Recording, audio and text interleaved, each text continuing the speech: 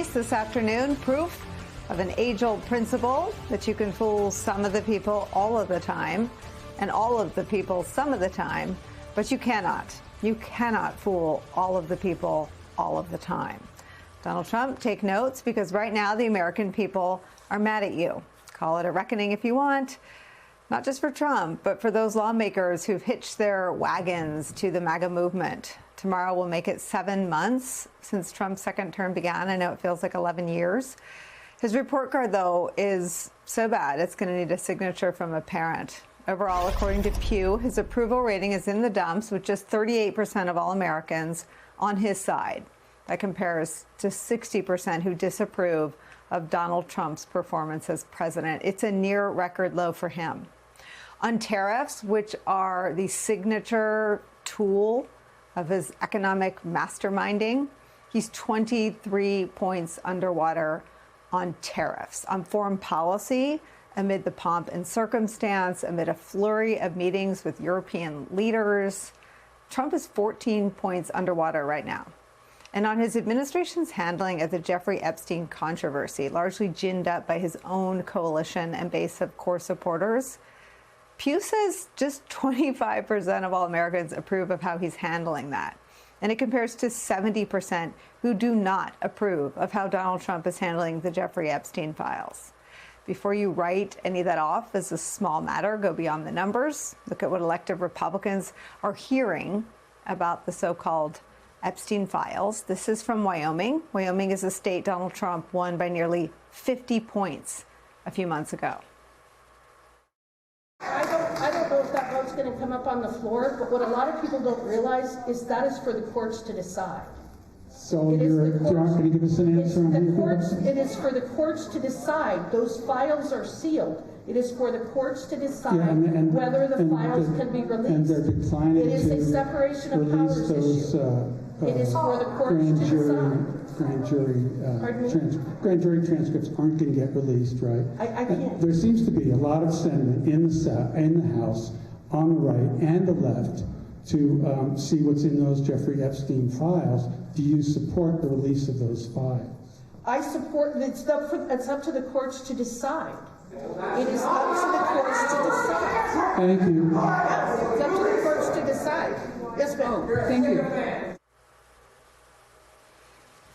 It's cute when MAGA is for judges after they're against them and then for them again. That was Congresswoman Harriet Hageman. She replaced Liz Cheney, being called a sycophant by her own constituents. Here's more from her town hall. We have to have mail-in ballots. My question to you was, how do you feel personally of stripping Americans of those foundational tools of mail-in ballots? Mail-in ballots. Mail-in ballots are not foundational tools. So you just said we have to protect it, but it's not foundational. You're fully capable of exercising your right to vote without a mail-in ballot. You are absolutely fully capable of exercising your right to vote without a ballot.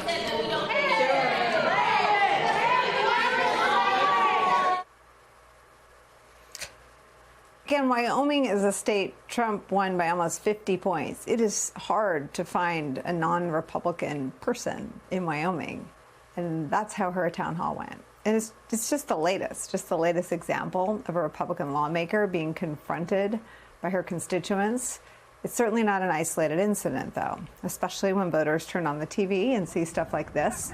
A federal and militarized takeover of Washington, D.C., our nation's capital, in the name of stopping crime, or masked federal agents in the name of ICE, handcuffing and seizing, sometimes violently, people off the streets in American towns and cities, big and small. And while the Trump administration, in its own way, has celebrated these images, Kristi Noem said she loves watching ICE videos, the American people do not feel the same way. A new Reuters poll shows this, quote, just 42% of respondents approve of Trump's performance on crime, and 43% thought he was doing a good job on immigration policy. On all policies, Trump's support came overwhelmingly from Republicans. So again, what about those Republican allies in Congress? Watch what happened to Congresswoman Elise Stefanik in Plattsburgh, New York yesterday, inside her own district. as she reportedly considers a run for New York governor. Our Congresswoman from New York 21, Elise Stefanik.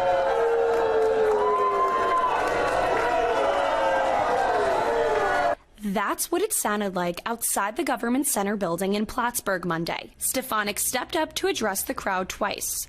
Both times, the protesters booed her. The Trump agenda and getting booed off stage, twice for Ms. Stefanik at least, is where we start today with some of our favorite experts and friends.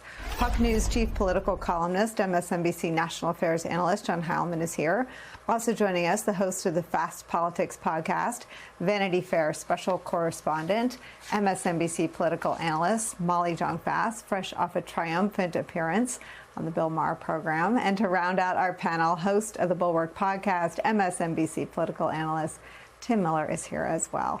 Let me start with you, Tim Miller, on, we have data, and as Matt Dowd says, when you have data and you can match it with anecdotal evidence of people having intense enough feelings, one, to show up at a town hall, and two, to express their animosity, it's information, right? It doesn't predetermine the outcome of any election, it's not suggesting that Trump won't regain popularity or rise in the polls, but it is more than a snapshot 7 months in. And to me, it illustrates something that I worried about in the first few weeks, that the freneticism would read as energy and work in progress. It seems that at month 7, the freneticism and chaos are clearly not matched with the perception that the results are what people voted for. What is your sense of where Trump is in this moment? I think that's right. Look, it's not like he's in free fall. You don't want to overstate it, but for a lot of voters, they're not seeing the change in their economic circumstances that they wanted. And then certain types of voters have complaints about certain types of things that he's been doing, that in some cases upsetting his own base on issues like Epstein, in some cases upsetting it's kind of libertarian-ish independent voters with the immigration regime. In some cases, just more of his non-political voters or hoping grocery prices would go down, and they've gone up. And so you kind of have this confluence of factors of the political winds moving away from him. I mean, I promised myself I was not going to obsess over polls in 2025. Like, we're a long way away from the next election. We've had a few poll misses recently. But the dramatic nature of some of those numbers, I mean, no matter how, maybe they are off by 10, 15 points, and even still Trump would be underwater on a lot of these issues, including Epstein, including immigration, including the economy. And then if you look at the situation in Wyoming there, my co-panelist, John Heilemann, will know the one place in Wyoming where you can find a Democrat, that's Jackson Hole. I was quickly looking at Google Maps here while you were talking to see how close we were to Jackson Hole in that town hall. It was about a 2-hour drive. So she was in real Wyoming, okay? She wasn't in the ski towns. Yeah. She was in Pinedale in real Wyoming, getting shouted down about Jeffrey Epstein, about the big, beautiful bill, et cetera. And, I'm sure there are a couple of Democrats in Pinedale, but I think that speaks to the fact that, there's unhappiness out there that is cross-partisan in the country.